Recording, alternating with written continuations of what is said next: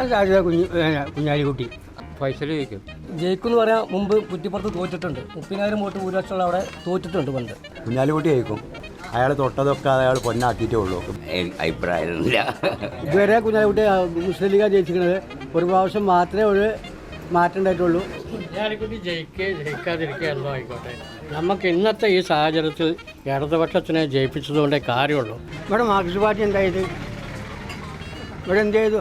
ഇവർ അധികാരത്തിൽ പോയിട്ട് 10 മാസമായി 6 മാസം അരി കൊടുത്തോ? ഇവിടെ ഇത്ര അരി വേണമെന്ന് ഒരു റിപ്പോർട്ട് എന്ത് അനൂപ് എഴുതി കൊടുക്കായിരുന്നു മുമ്പ് കൊടുത്തില്ലല്ലോ.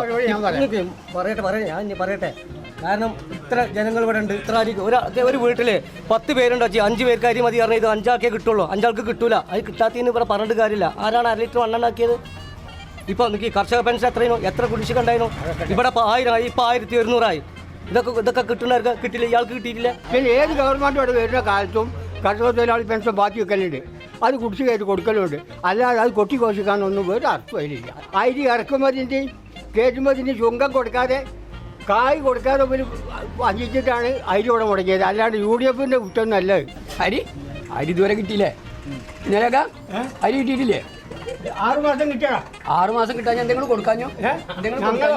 ആ അതിന് ഓർഡർ കൊടുക്കേണ്ട ആരാ? ഭക്ഷ്യമന്ത്രി ആരെന്ന് ആദ്യത്തെ പോട്ടോ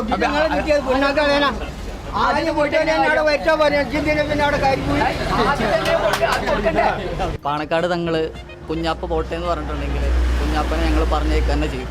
ഇന്നത്തെ കാലത്തിന്റെ ആവശ്യമാണ് ഫൈസൽ ജയിക്കുന്നത്. അറിയില്ല. അപ്പോൾ ഇവിടെ ഒരു മാറ്റമാണെന്ന് എല്ലാവരും ആഗ്രഹിക്കുന്നുണ്ട്. എന്നും ഒരാൾ തന്നെ ആയാൽ പറ്റില്ല, ഒരു വിഭാഗം ആയാൽ പറ്റില്ല എന്നുള്ളൊരു ചിന്താഗതി.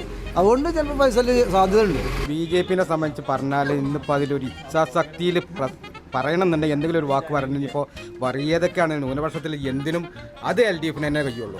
കുഞ്ഞാലിക്കുട്ടി ദേശീയ നേതൃത്വത്തിലേക്ക് വരേണ്ടത് ഒരു അനിവാര്യമായ ഒരു ഘടകമാണ്. കുഞ്ഞാലിക്കുട്ടി ആണ് ജയിക്കുക. അതേതര ജനാധിപത്യത്തിൽ വിശ്വസിക്കുന്നതിൻ്റെ ഏകീകരണം ഈ തെരഞ്ഞെടുപ്പിൽ ഉണ്ടാവും. ഇതൊരു മത്സരമല്ല, പോരാട്ടമാണ്. വർഗീയതക്കെതിരെയുള്ള പോരാട്ടം. അതിന് ജനങ്ങളെ മനസ്സ് എങ്ങനെയെന്ന് അറിയാൻ 12-ാം തീയതി വരെ കാത്തിരിക്കുക.